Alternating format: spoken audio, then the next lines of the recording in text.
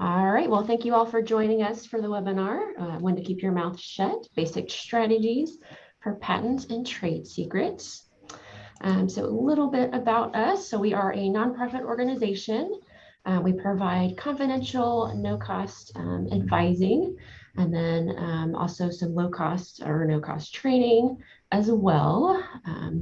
We are funded by the SBA as well as the state of California. And this is some of our local advisors here for Shasta and Trinity County. Yeah, and then we also have lots of different advisors to pull from the region as well. So, feel free to reach out if you ever have a business question. So we do have to get started with this disclaimer here, just to make sure we're all squared away for that. So the information provided in this webinar and any supplementary materials provided to registrants are intended for educational and informational purposes only and does not constitute professional, financial, or legal advice. No registrant should act or fail to act on the basis of any material contained in this webinar without obtaining proper financial, legal, or other professional advice specific to their situation. The Northern California Small Business Development Center and its host, the HSU Sponsored Programs Foundation, specifically disclaims any liability, loss or risk, personal or otherwise, which is incurred as a consequence, directly or indirectly, of the use and application of any of the information presented in this webinar. All right, and I will turn it over to our director, David Walker, who will be the presenter for this webinar. Great, thank you, Emily. Hi, everybody. My name is David Walker. I am the director of the Shasta-Cascade Small Business Development Center up here in Northern California.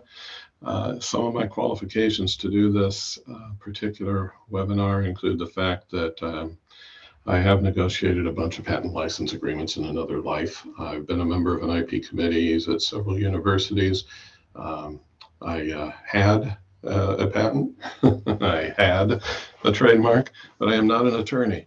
And so we have to do a little bit of that disclaimer. I'm not an attorney. This isn't legal advice. So if you take any of this as legal advice, you're making a huge mistake, I suppose, because I'm not an attorney, but I have had a whole bunch of experience as an entrepreneur, business owner, and I think we've got some good information here.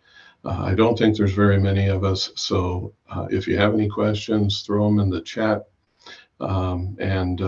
Emily, feel free to interrupt me if you think it's worth it. Emily will be the moderator there. If you think it's important to interrupt me. Otherwise, we've got a couple places where we'll pause and take questions as we go along.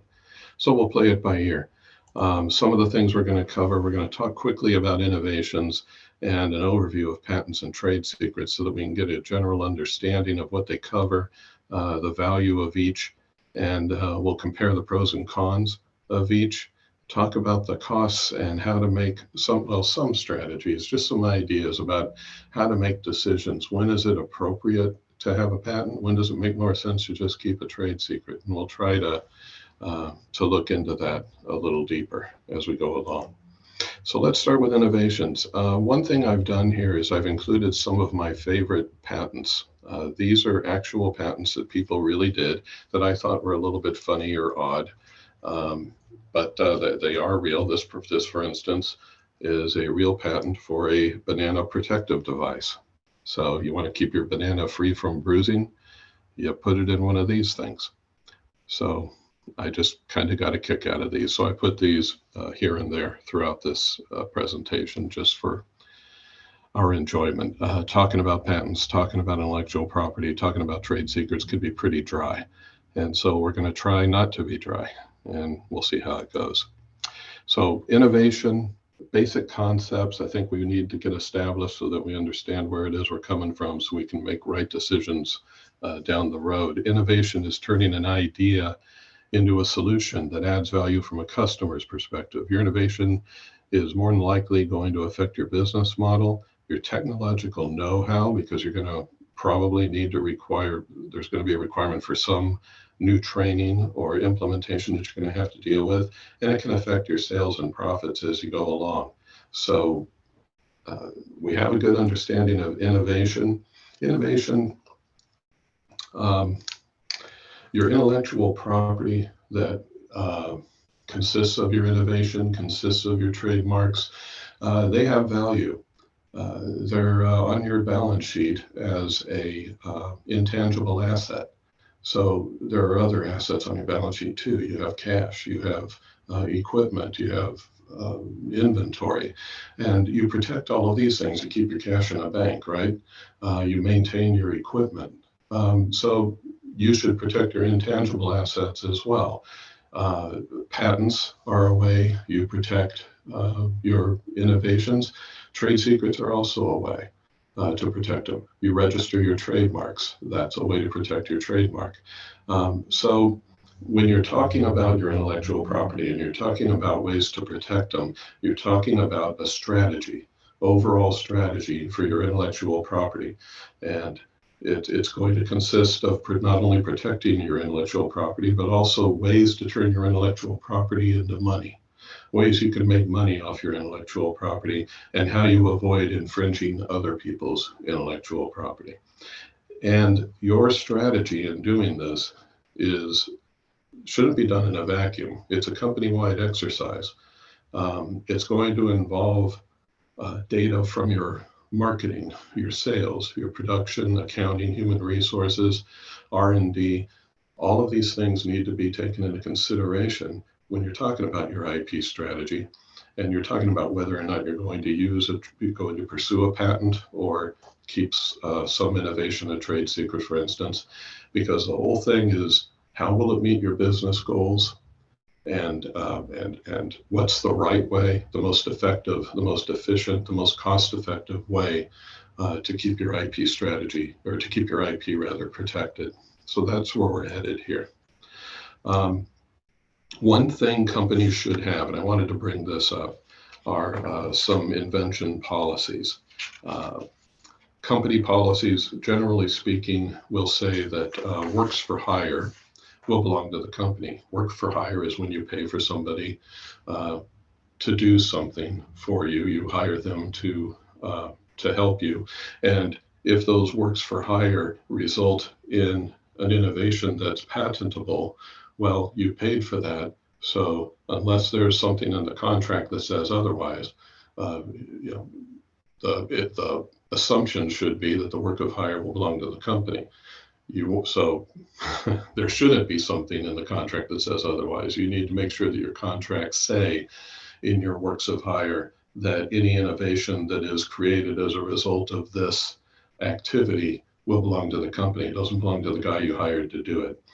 Inventions that are conceived on company time will typically belong to the company. You need to make sure that those inventions that your employees come up with while they're working for the company, they belong to the company, they don't belong to the employee.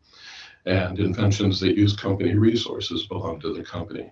So you address these things in your employment agreements. You need to have these principles spelled out in your employment agreements, your personnel manual, non-disclosure agreements you keep with your employees and with others that you work with, and those should also have non-compete clauses as well. Your contracts, purchase orders, and terms of service for when you have works for hire. You should have these in your terms of service. You should have them in all of your legal documentation to make sure that the intellectual property that's created as a result of your company activities belong to the company. This is an example of a company policy that was put out. You can find this on the web at this address, put out by the Human Resource Management Society. By the way, you're going to be getting copies of these slides. You'll be getting a link to this recording. We're recording this, and it'll be on our YouTube channel, and you'll be getting a link for where it's at in case you want to go back and review some of it. But this is an invention policy that the Society for Human Resource Management suggests. Okay. And it says, by accepting employment, an employee agrees that the company will own any and all inventions that are made in company time and that sort of thing. So this is a good thing to have in your company policies, in your employee manual, and maybe even in your employment agreements. The company should also make sure that you have procedures in place that document the inventions that your employees have. Engineering notebooks, bound, not spiral or loose leaf, but bound engineering notebooks with notes that are dated and inventions and ideas that are dated and witnessed by the engineers and by others. If an engineer or a group in your company comes up with an invention, that there's an invention disclosure process. And it may make sense for you to have a patent committee or an intellectual property committee that makes a decision whether you should pursue a patent or pursue a provisional. Now, with a lot of startups, a lot of this may not make a whole lot of sense initially, but the building blocks towards something like this, when you're going to create a company that down the line will have multiple employees and a lot of people working in R&D and that sort of thing, this may make sense to have these ideas in place and to set your policies now that point toward this in the future. And by the way, as we go along, any questions you have about your specific company, you can address to the SBDC. You can contact us and we can help you with it. We're like Emily mentioned earlier, we don't charge you anything. Our services are already paid for, and there's an SBDC near you. We're in Shasta and Trinity counties in Northern California, so we cover that area. But there's over 1,000. Well, there isn't over 1,000. There's nearly 1,000 SBDC offices across the country, and they're all there for the sole purpose of helping entrepreneurs. So. Feel free to contact them with your questions and just some advice about how you can pursue this, how you can get your company going along this direction. Company culture should encourage innovation, and a couple of ways to do it, and a couple of ways companies actually do encourage innovation: non-monetary rewards and recognition, dinners, presentation, newsletters, mentioning people in the company when they have an invention, when they have some kind of a breakthrough or a technical breakthrough of some kind. And sharing the wealth. There are some companies that provide monetary awards, some companies that provide royalties when employees create patents and create ideas. So your company culture, you want to be open to ideas. You want to have a willingness to let go of old practices. You want to have an atmosphere of acceptance. One of the fears for innovation that's listed when you read about books on innovation and that sort of thing, there can be a fear of mockery or disapproval within the company, a fear of rejection. And so it's important to foster an atmosphere of acceptance for new ideas. Proper budgeting, make sure you have the resources allocated to make sure that inventions are encouraged. And as we mentioned, make sure the efforts for getting those inventions or for bringing those inventions out are rewarded. Some ideas on that are to keep the rewards standardized across the company, framed patents in the lobby, awards, newsletters, and monetary awards.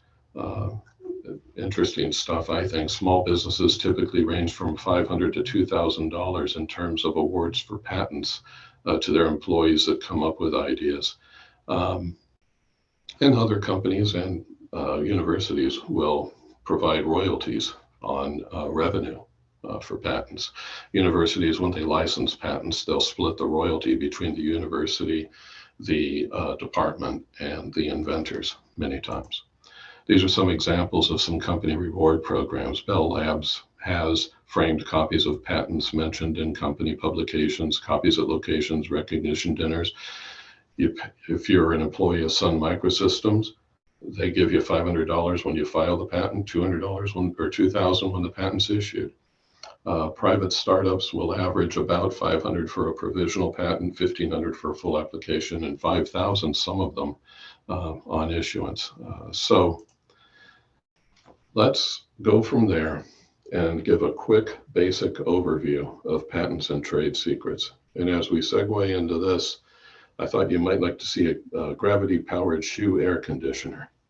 Keep your feet cold during the summer. Gravity-powered shoe air conditioner. I love that.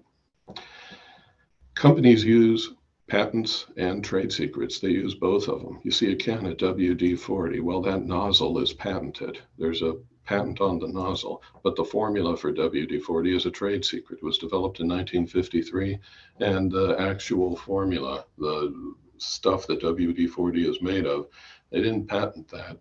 They keep it as a trade secret, and they do that for their own reasons internally. But companies use both. A patent protects an invention and an idea. What it does is it allows the inventor of the patent to use that idea for themselves exclusively for a given period of time. Utility patents, which are most of the patents that are issued, are good for 20 years. You get them through the US Patent and Trademark Office. They're expensive, and we'll talk about the costs in a little bit. And you have to disclose it to the public. You have to, as part of the patent, it's disclosing your invention to the world. It's telling them, hey, this is what I did. Now, you have the exclusive right to use that, but you are disclosing it. So it's something that you might want to consider. Trade secrets, on the other hand, protect information. WD-40, Coke, the Coca-Cola formula, the 11 herbs and spices for KFC, those are all trade secrets. And they'll be governed internally by a non-disclosure agreement or an employment agreement, some other kind of contract. There will be agreements in place that protect those trade secrets. There's no real government, there's no government registration, and there's no requirement for public disclosure for a trade secret.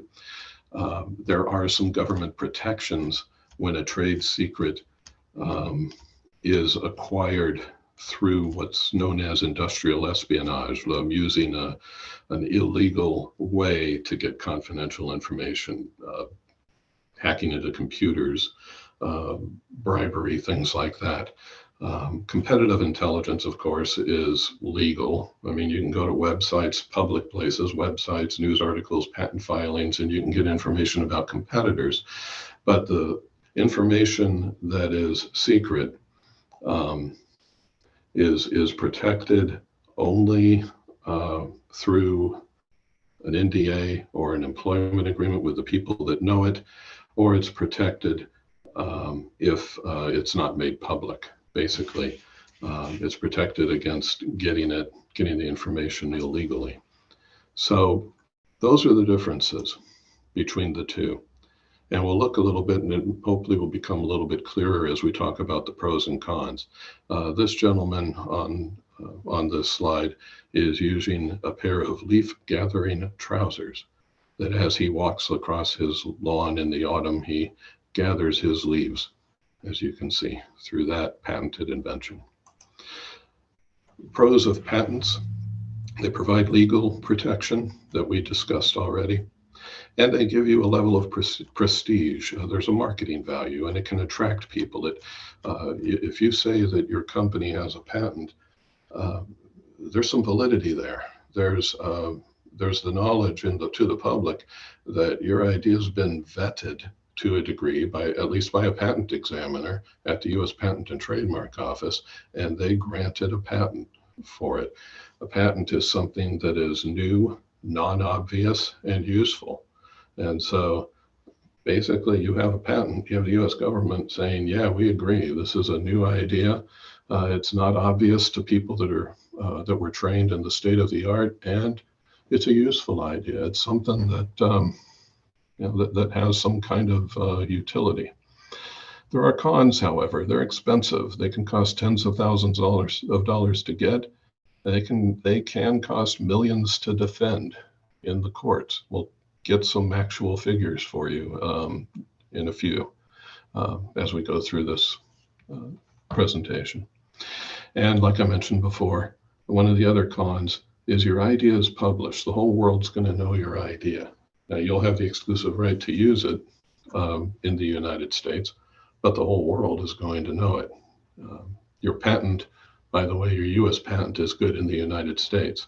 if you want to protect your idea in Japan, you need to apply for a patent in Japan, and that's extra money. You want it safe, you want your patent in Brazil, you have to apply for Brazil. And we'll get into that a little bit, just a little bit in a minute as well. Pros and cons of trade secrets. One of the pros is that your IP can stay hidden. You don't have to tell anybody. If you told people, it wouldn't be a secret, right? So your IP is hidden. It's inexpensive. There's no term limitation. Coca-Cola has protected its trade secret since the 1880s, the formula for Coca-Cola, and can be a good part of a marketing scheme. I don't know if you remember, KFC used to have their secret 11 herbs and spices, and they would tout their product that way. Yeah, it can be a part of a really good marketing scheme, but there are some cons to trade secrets. Your secret is only as good as the ability of others to keep their mouths shut when it comes right down to it. It's susceptible to reverse engineering. In other words, I'm not sure, we'll talk a little bit about reverse engineering in a little bit too, but the idea is somebody gets the product, they're able to disassemble it, figure out how it's made, figure out how it's manufactured, and if there's no patent on it, they go and do it themselves. And there's probably nothing stopping them from doing that. And if a competitor properly discovers your trade secret, there isn't a whole lot you can do about it. And those are the pros and cons of each. So let's look a little bit at the costs of patents and trade secrets, because the cost of a patent and trade secret, those are going to make a huge part of the determination as to whether it makes sense to pursue one or the other. This young man here is showing his pet display clothing. He's got a little hamster or gerbil that runs all around the tubes that are connected to his vest. So that's a US patent as well. I don't know, I love that stuff. A couple of years ago in North Carolina, we had some interns who went through a research project and gathered some information about the attorney's fees and filing costs for different kinds of patents. And this is what they came up with. And basically, as you can see, patents can typically go, when you're talking about the attorney's fees, and you're including those, they can go from $7,000 or so to over $20,000 just to get the patent. This is just to obtain the patent itself. This particular exercise involved the attorney's fees for writing and filing the patent, and then the defense of the patent when the patent examiner looked over the application, asked questions about it, and the attorney answered the questions, and they went back and forth. The final amount, of course, can vary very, very widely depending on the complexity of the patent. And depending on a lot of other things, how much the attorney charges and stuff like that. But bottom line is, just to get the patent, you're looking at thousands of dollars.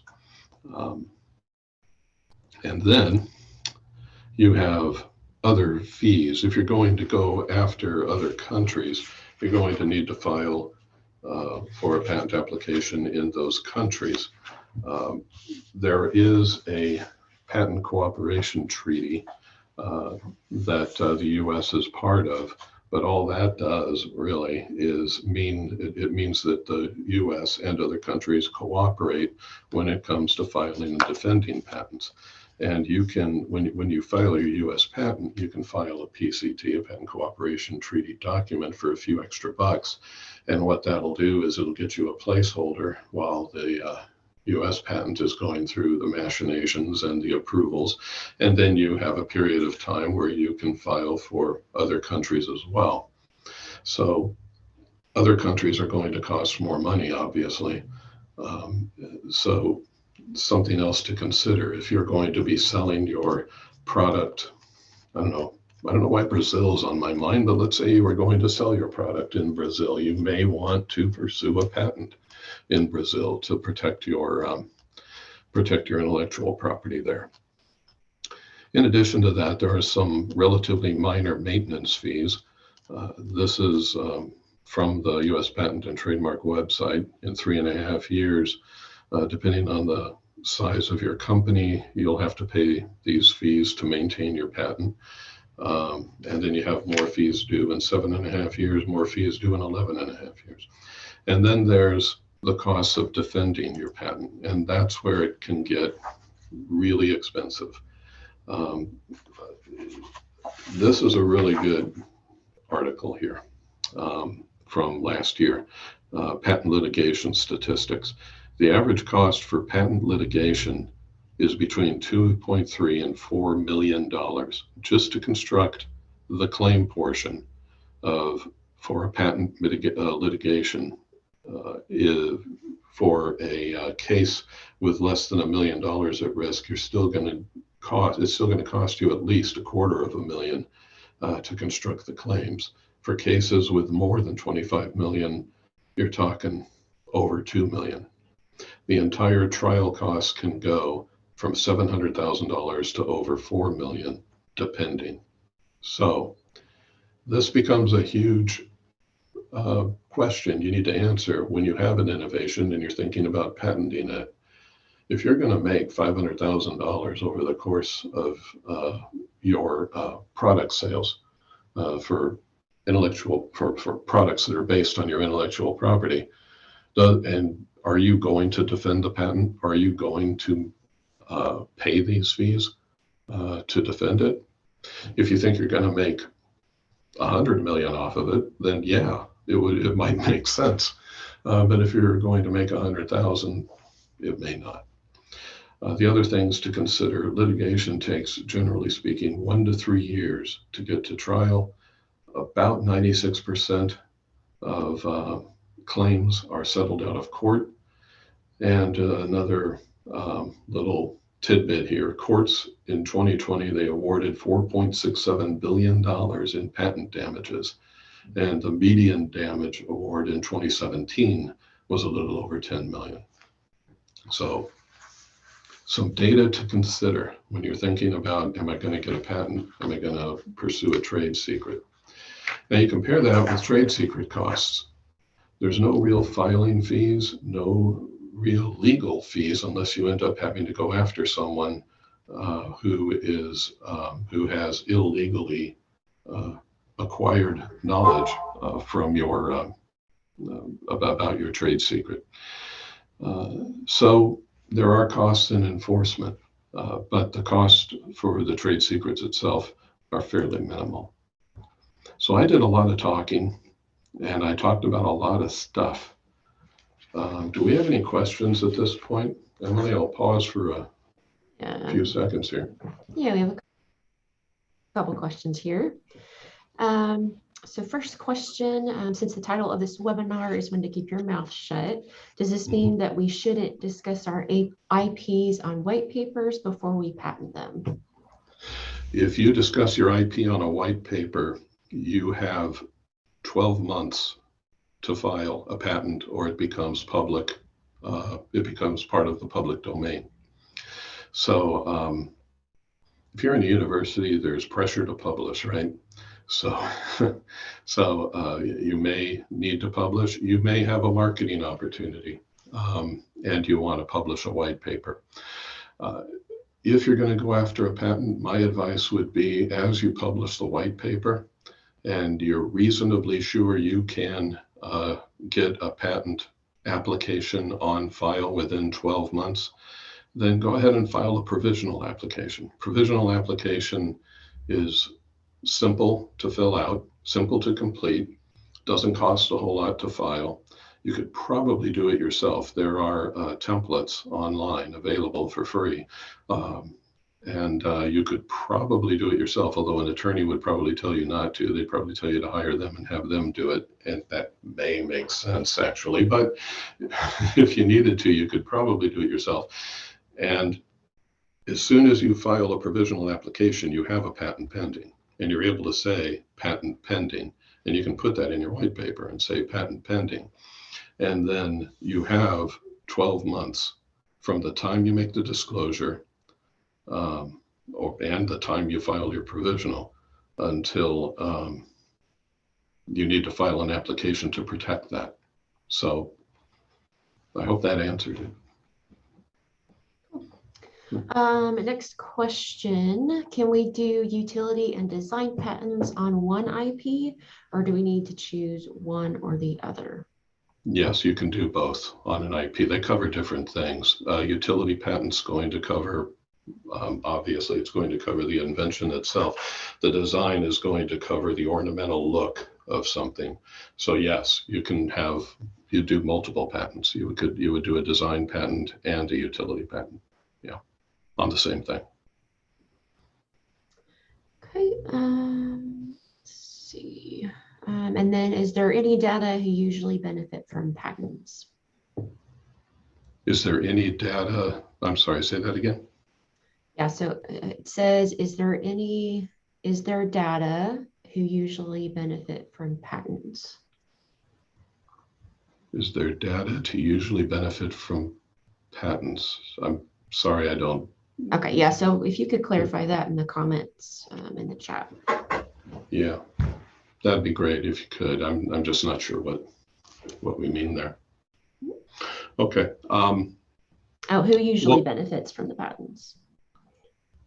Is there data on who usually benefits from the patents? Yeah, because of all the high costs.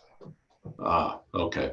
Well, the beneficiary of the patent will typically be the assignee. As to whether there's data, I'm not aware of any, but any that's out there, I'm sure there probably is. That would be a fun Google thing to see how much have people benefited from the patents that they filed,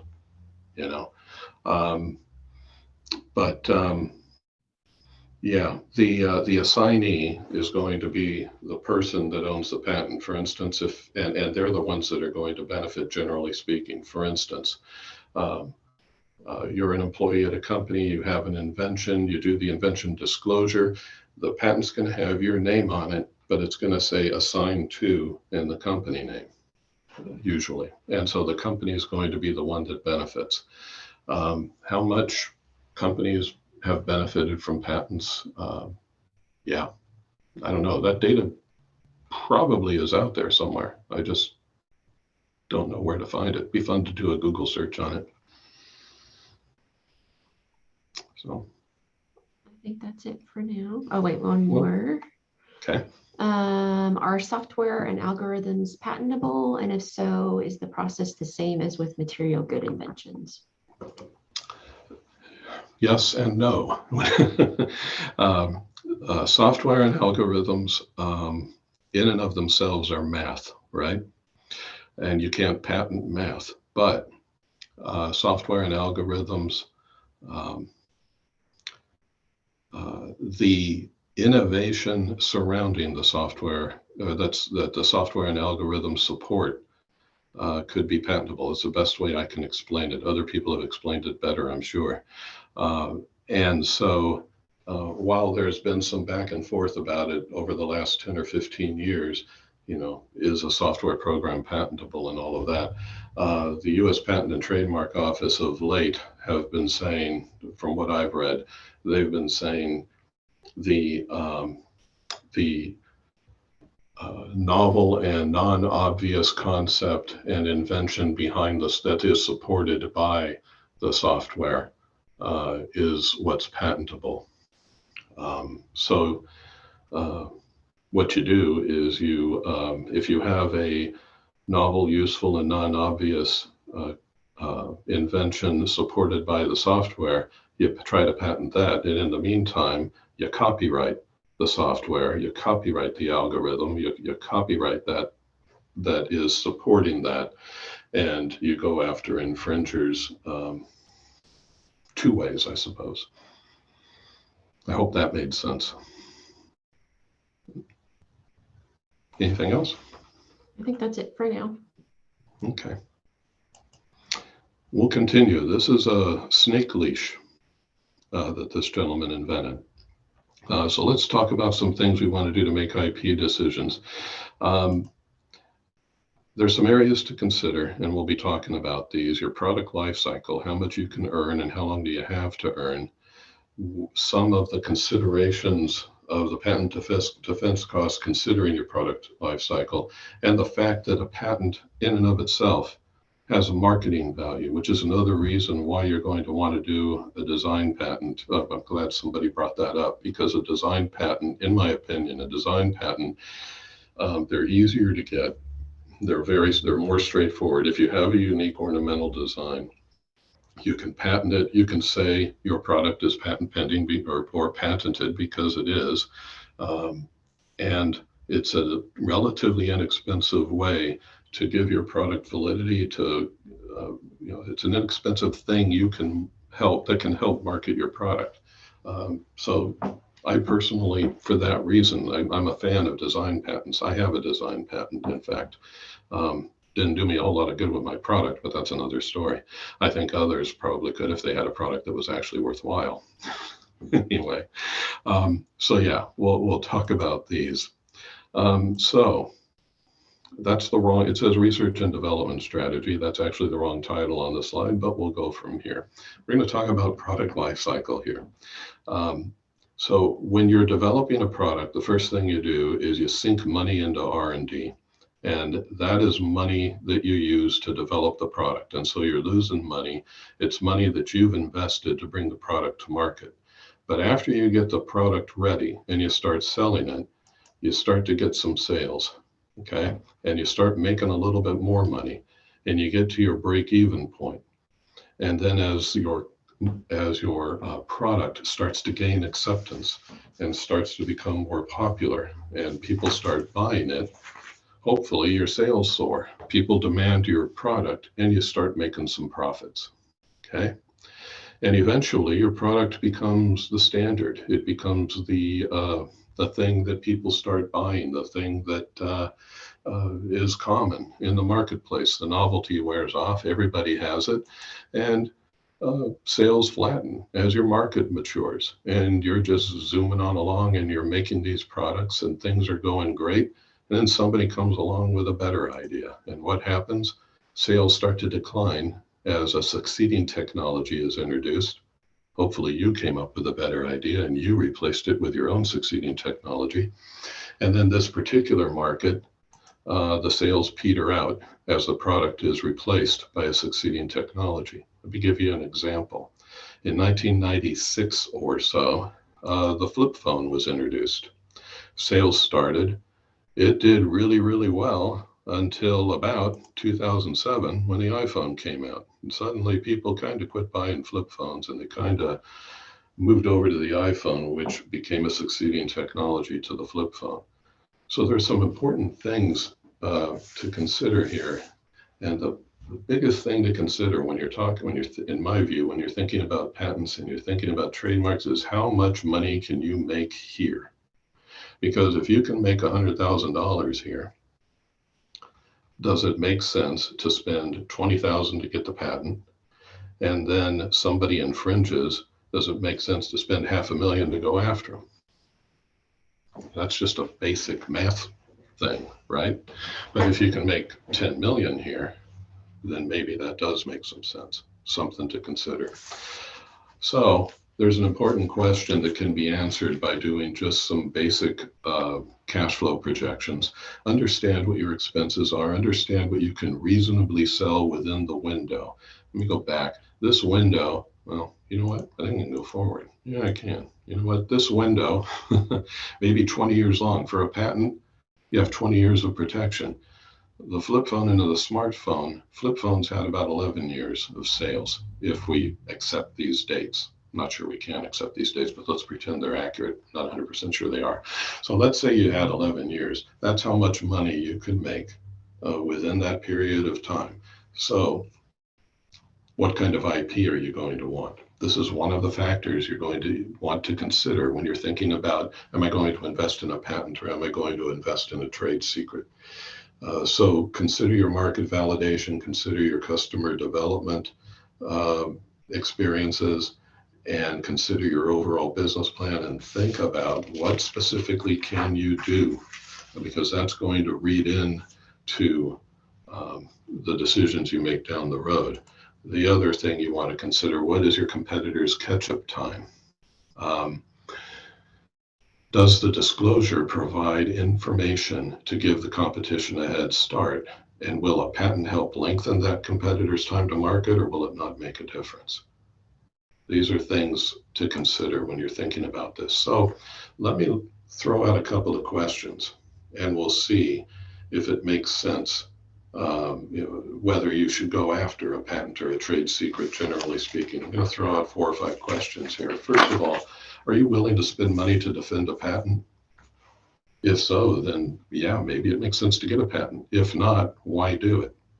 There may be a reason why you don't want to do it, by the way, because the market value of being able to say I have a patent may be worth it in and of itself, even if somebody infringes.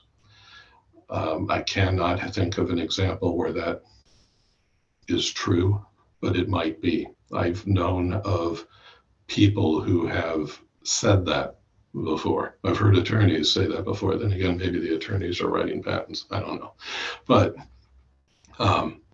if you spend $7,000, $8,000, $10,000 to get a patent and you're not going to defend it, the only other reason I can come up with to why you would do that is because you think that the fact that you have that patent is going to garner you more in your market, in your sales, and in your profits actually, than what you actually spent to get the patent.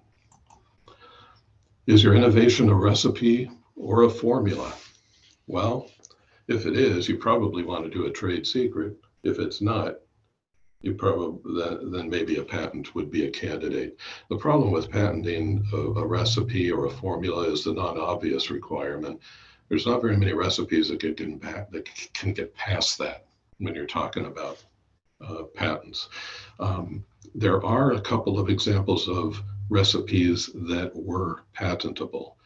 A guy a while back created what was essentially a peanut butter and jelly sandwich without a crust through a process, and he was able to get a patent on that. I'll have that in the notes to this presentation, and if you're interested, you can click on that. It's kind of an interesting article about him. And it's an example of a recipe, basically, that was able to get patented. So that's one other thing to consider. Is it easy to reverse engineer your idea? Reverse engineering is the ability for someone to take your patent apart, take your invention apart, figure out how it works, and duplicate it. Now, it's legal. It is legal for someone to do that, generally speaking. It's legal for someone to take apart a product, figure out how to make it. They would not be able to make it if there's a patent involved that protects that thing, though. If what they're reverse engineering is protected by a patent, that's where your protection comes in. They can reverse engineer, but they would be infringing if they actually went out and made the thing. So if it's relatively easy for somebody to figure out your invention, then your patent should protect you from reverse engineering. However, if reverse engineering isn't going to help, then maybe you don't need to go to the expense of getting a patent. So, you can also, I had a company that made gas sensors about 20 years ago, and we had a patent on that we licensed on the gas sensor itself, the mechanism itself that was able to detect the gas. The circuitry underneath was unique as well and took us a long time to develop. And so what we did was we put in, oh dear, what do you call it? The potting stuff. There's electronic potting material that you can put in there that protects the circuits electrically and also is really, really, really tough to get out. There's no solvents and stuff you can use to get it out, so people couldn't see the circuitry underneath. It gave us 2 benefits. It protected the circuitry, which meant we didn't have to go after IP protection for it. We could keep it as a trade secret. And it also, the potting material also protected the circuits from the elements. So Anyway, getting off on other things. But so if it's easy to reverse engineer your idea, you probably want to consider a patent. If not, maybe a trade secret is all right. The other thing is, are you likely to detect infringement? If you're making your product and selling it in California, and somebody in Mobile, Alabama is copying you and selling it there as well, are you likely to know that? Does it make sense? If you're not likely to detect infringement, how are you going to know? You might want to consider licensing in situations like this where you're not able to cover everywhere and you're not able to have eyes everywhere. Maybe it does make sense for you to have a patent and then offer licenses for others to make it sell the products and pay you royalties on the sales. But if you're likely to detect infringement, generally speaking, maybe a patent makes sense. If you're not, a trade secret might be the way to go. So to summarize what we've talked about, some of the things to consider: how much can you make in profits for your product? Does that amount justify the expected cost of obtaining the patent, guarding against infringement, and investing in future R&D to maintain your competitive edge? And remember, we talked about marketing value. A provisional patent application is going to cost about $1,000-ish. If you write it yourself, it's a couple $100, I think. It's not bad at all. Design patents are going to cost maybe $2,000 to $5,500. My design, I had a design patent that I had a guy do, because you have to have professional drawing. There's requirements for the drawing for the design patent. At the time, I think it cost about $2,000 for me to have it done. It was fairly simple and it went quick. I had the whole thing done in less than a year. Utility patents vary very widely in costs.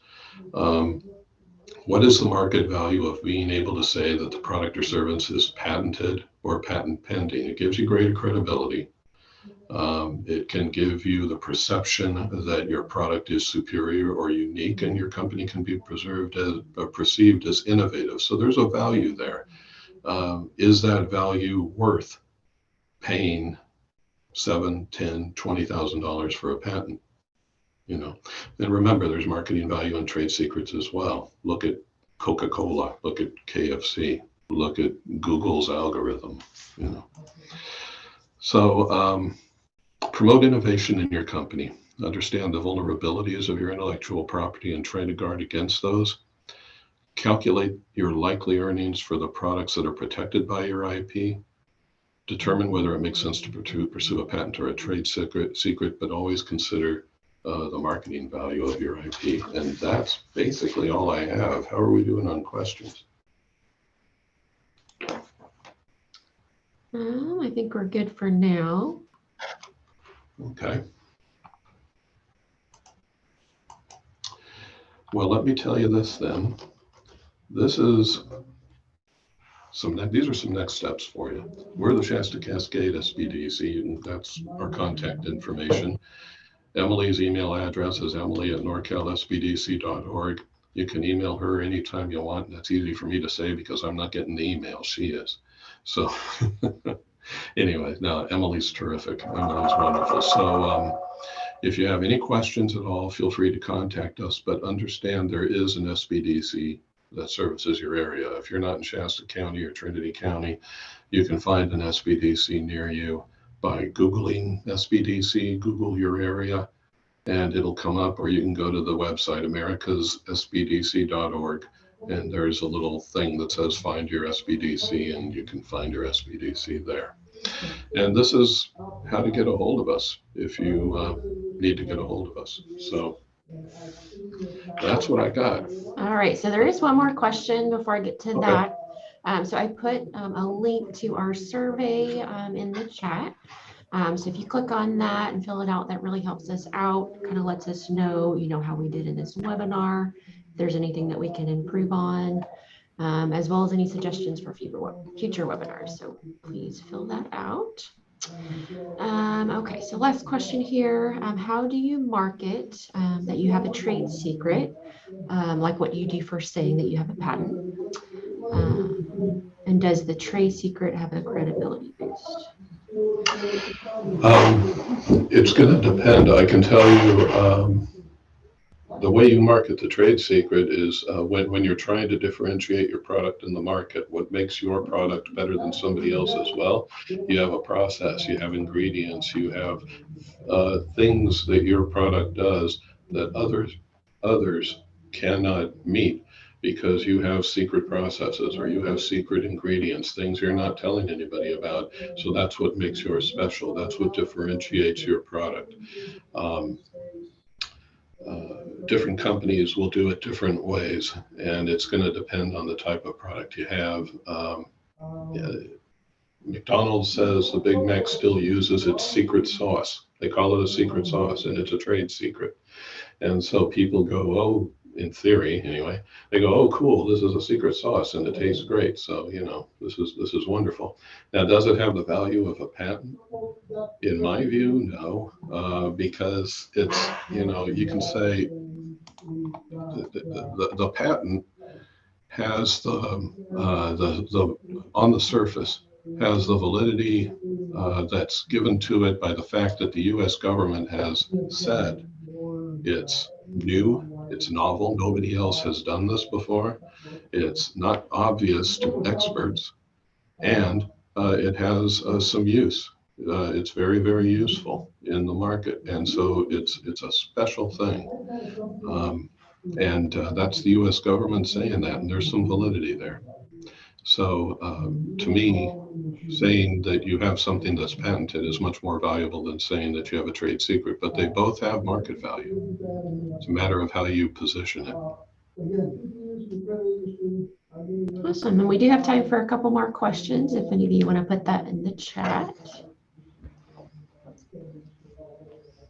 And in the background, you can hear not only one of our best advisors, but our loudest. That's Joe Radola. He knows more about commercial lending and commercial loans than anybody on the planet, I would venture to say. And so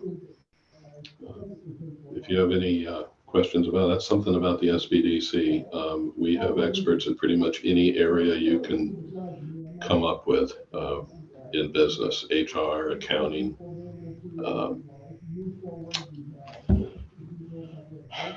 Yeah, if you have a question about business, we can probably find the answer for you, and it's free. Okay, and another question here. Are there grants available to help inventors submit patent requests? Depends on where you live. I don't know of any available in our region. When I spent 2 years at an SBDC in North Carolina, and I know that some of the universities there would help people that meet certain income requirements, would help them. They would have their students write the patent applications for them, and the professor would look it over and make sure that all the I's were dotted, the T's were crossed, that the thing made sense, and help them submit it. Now, those programs were run by the universities,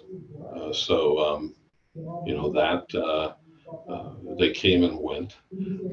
There's a program, if I'm going to tout something at the moment, on May 3rd, we're going to have a webinar on the Small Business Innovation Research Program, SBIR, and the particular component of the SBIR program that's run through the National Science Foundation. They'll provide money.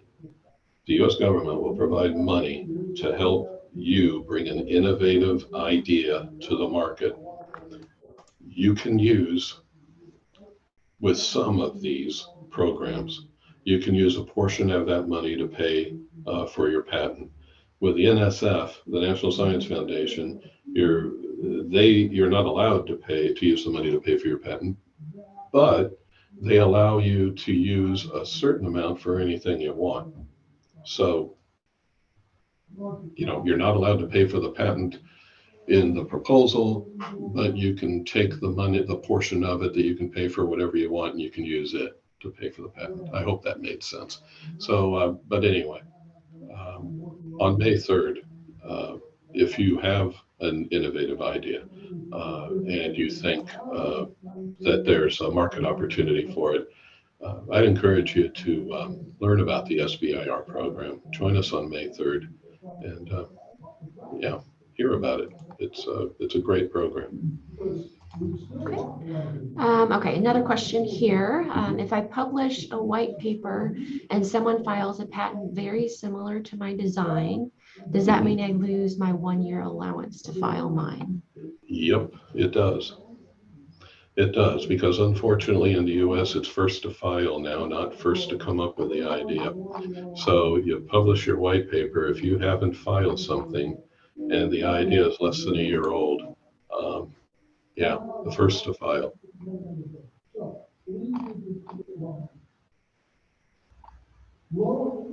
All right, I'm not seeing any other questions.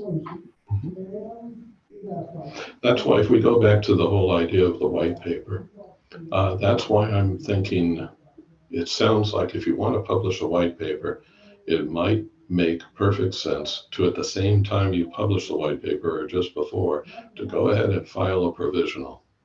You know, it'll cost a couple $100, few $100, I'm not sure. It's less than 1,000. File a provisional application.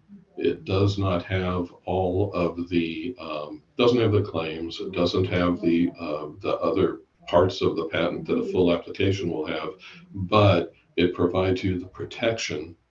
As long as within a year you file a full application, it provides you the protection to the date you filed it. The Patent and Trademark Office doesn't look at it. They don't review provisional patents. It's just there, and nothing happens with it until you file your full application within 12 months. So if you're thinking about doing a white paper, it's great, do the white paper. If you think there's something patentable in there, my suggestion would be to file a provisional at the same time or before, just so that your idea in the white paper is protected. Then you can even say in the white paper that it's patent pending. You can do that if you file a provisional. You can say you're patent pending.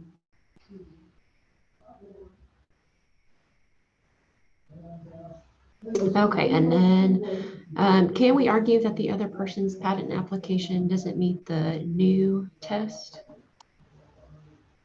Not if it hasn't been 12 months since it's been disclosed.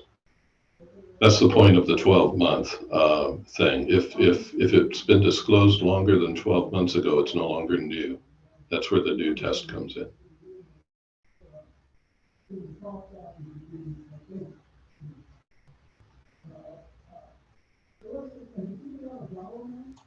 Okay, I think that's all the questions. Okay, well, thank you for joining us. If you have any other questions or you want to get in touch with us, it's there on the screen, and we'll send you copies of the presentation, and we'll send you a link to the recording. I appreciate you guys taking the time, and we'll talk to you soon. Take care.